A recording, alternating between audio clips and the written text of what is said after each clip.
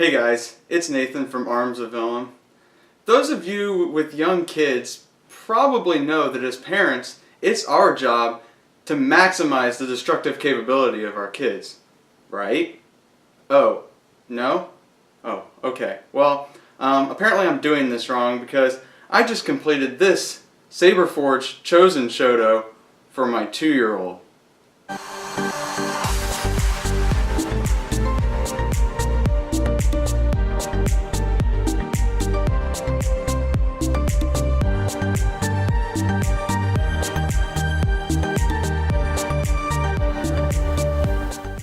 Well, while my son's still napping, let's go ahead and take a look at his saber. As I mentioned, this is a Saberforge Chosen Shoto, so it is the smaller version of their apprentice line Chosen Saber, which is kind of roughly or maybe a reduced detailed version of the Return of the Jedi Luke Skywalker hilt. You can see a lot of the key features here with the thin neck, the grenade section, and then the overall style of the pommel and then the bottom part of the saber body is pretty close. It just mainly lacks the control box that would be present on the original hero prop. But you can also get sabers like that, like their prodigal son. They just come at a substantially higher cost. Since this is a small saber, it was a bit of an interesting install. I say it's small. It is the same overall diameter of the original Chosen, so you're looking at around 1.3 or roughly a 1.3 inch outer diameter, maybe a smidge more than that. And then the overall length is somewhere in the 9 to 10 inch ballpark. But because of where the switch is placed, and the recharge port right here, you don't have a whole lot of room down here to work with. We'll talk about that a bit more in a moment. But let's go ahead and go over the overall internals. At the front here you have a Tri-Cree RGB red, green, and royal blue. I was thinking that because I'm sure that he doesn't know, he doesn't know what his favorite color is, and if it does, it changes every week right now. He would enjoy, as he grows up, having a saber that he could change the colors on kind of at will. He can do that because at the back of the saber we have a Plecter Labs Pico Crumble version 2 soundboard. It's a fantastic soundboard. This is the light model, and you'll get a chance to hear that in just a little bit. Overall, the Pico Crumble version 2 and the version 2.1 are just fantastic upgrades over the original Pico Crumble, which I feel was kind of a difficult sell when you considered that the Nano Biscotti was only about $10 more. Yes, the Pico Crumble more readily supports RGB LEDs and color changing, but it lacks a lot of the features of the Nano Biscotti. So this version now has 15 color profiles as opposed to the previous 6, I believe.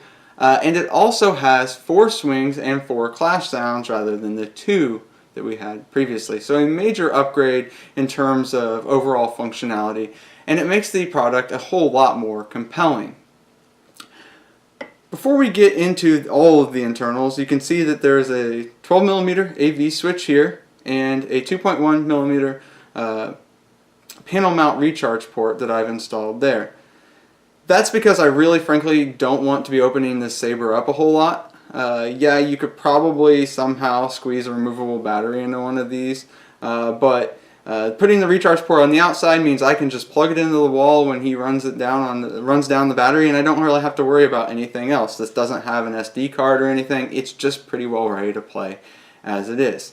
You can also see up here towards the top I added some copper paint. Now, if I were doing this for a regular customer, I would have powder coated this. In this case, it's just a copper enamel model paint, and it doesn't really hold up all that well, but it's kind of cool because my son's not really taking care of this thing. I mean, when he does play with it, he actually tends to use the hilt as the weapon. So we have to be kind of careful. But that means that this thing's getting kind of banged up. This lightsaber, it has some scratches, some nicks in it, and it's starting to show some real honest character. This paint, because it doesn't hold up and it kind of tarnishes over time, it ages with the hilt. I really think that's kind of cool. You know, I mean, I could have used powder coat that would have held up super, super well, would have looked new forever, but this is kind of neat. And honestly, I sort of like it. You can kind of see how it's got like oil buildup and rub spots where it's thin and all that. I mean, it looks fantastic. This thing looks like a used lightsaber. Alright, so enough of that though. At the back of the hilt here, I'll go ahead and open it up and we can show you the chassis here, if it'll come out. Like I said, this is a very tight squeeze. But here you can see my Saberforge Jedi Subcompact chassis is what I'm calling this. And essentially what it is a chassis that is intended for nano biscotti, Pico Crumble. You can even do a prism in here if you figure out somewhere to put both a recharge port and a second switch.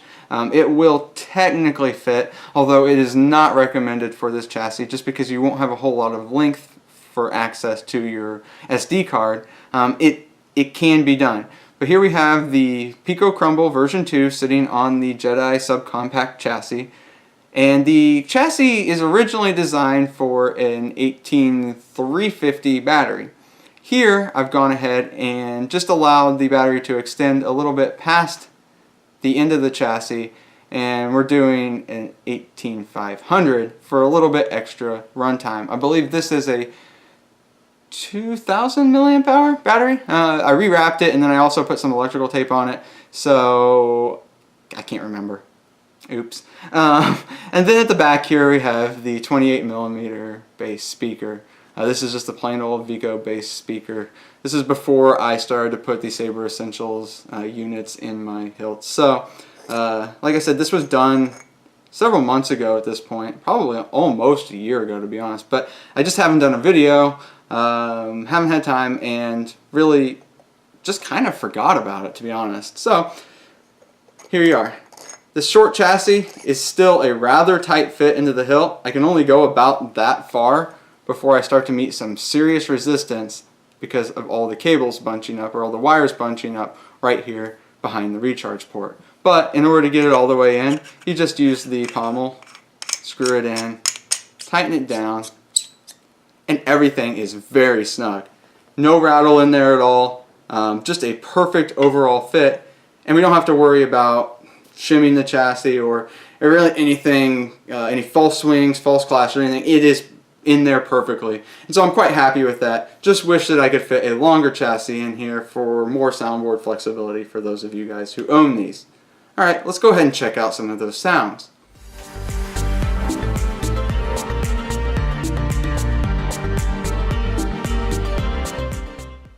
Okay, so a moment ago I told you that this saber has a light, or Pico Crumble light version soundboard in it.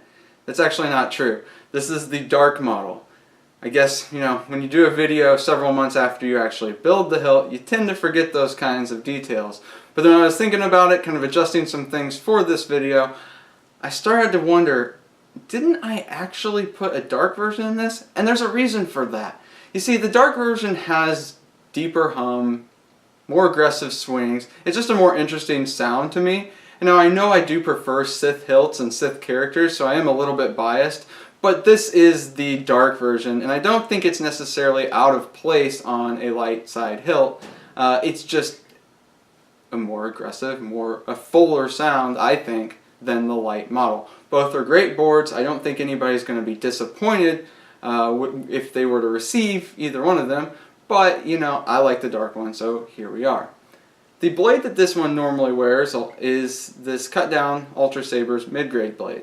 The Infinity blades that Saberforge ships with their sabers are heavy grade. So what Saberforge typically does then, in order to get the heavy grade blade inside this thin neck emitter that has that little stem inside of it, is they will actually cut the blade film back about an inch so that you have room without scrunching up the film.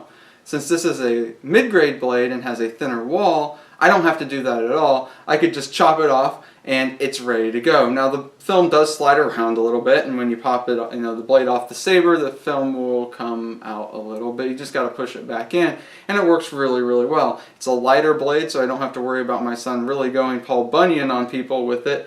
And overall, I just think it works out a whole lot better for him. So let's go ahead and put it in. It is still a snug fit, as you can see. And then we just tighten the set screw up here at the top of the emitter to keep everything firmly in place. Now, before we actually get into the sounds, we got to check out all the different color options that are with this hilt.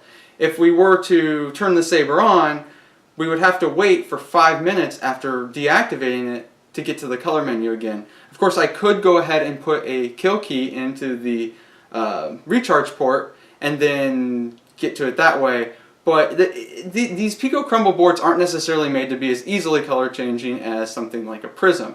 Basically, you have to either, one, let the saber go into deep sleep mode, so you wait 5 minutes, or you have to cut power to the board and then do a long press as you're turning it back on to get to the menu where you can change the colors. Like I said, these just aren't quite intended to be the change on the fly color changing boards that you would find like the Prism or really any of the other high-end saber boards that are out there. This is an entry-level board, and it's intended for installers to have that option to sell sabers of really any color at conventions and stuff without having to do specialized installs. So let's go ahead and get to that menu by holding down the button.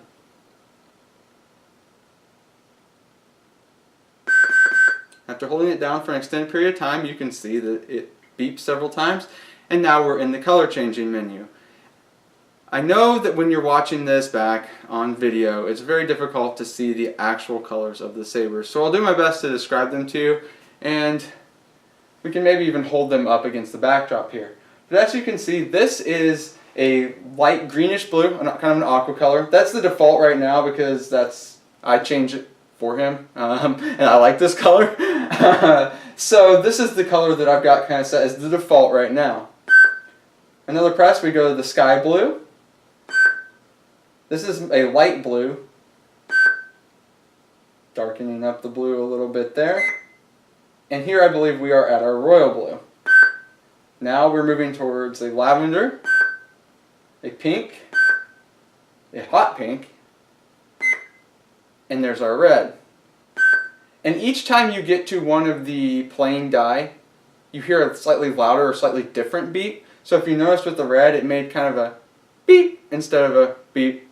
And that lets us know that we were at the red. Here's a kind of a red-orange. There's our pure orange, yellow, green. Actually, that was technically a lime green just before this. This is the regular green. And now we're back to that first color there. We'll go ahead and just hold down the button. And that lets you know that that color is saved. Now to turn on the saber, we just have to hit the button again. This wakes it up from deep sleep. So when you go to that color menu, you aren't actually waking the saber from deep sleep mode. You're just accessing the menu. Once you've made your selection, it shuts back down into deep sleep. That saves the battery, so you can set it ahead of time and then leave it off, and you're barely draining any of the battery when you're doing that. Now we've awoken the saber. And there you can see we got that color that we just selected.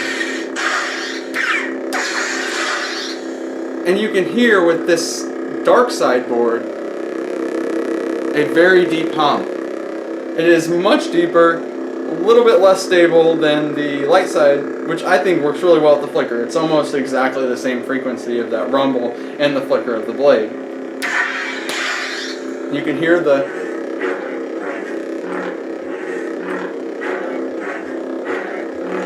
This board is actually able, like many of the newer boards, is able to determine the difference between a fast swing and a slow swing. So you have 2 fast swing sounds and 2 slow swings.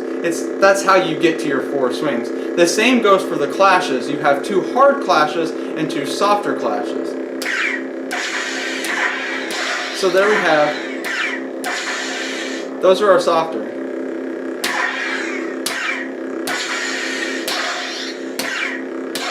And there we have our harder clashes. So you've got a little bit of variability there that you didn't have with the original Pico Crumble, and that's why I think this thing is just fantastic compared to its predecessor. Alright, let's go ahead and turn the Saber off. So as you can see, the new Pico Crumble, I guess I shouldn't really even say new at this point, it's been out for almost a year, but the Pico Crumble version 2 is a substantial upgrade over the version 1. This Shoto Saber, while rather tiny and a little bit crammed, is a perfect candidate for that board, and I've just got to make sure that my son doesn't break anything with this. Alright, so if you guys have any questions about this build or anything that went into it, or just have any general lightsaber questions, be sure to post those in the comments. Go ahead and give this video a like and subscribe to the channel because I will continue to have more of this content, hopefully more of it than I've had lately, coming very soon. Thanks for watching.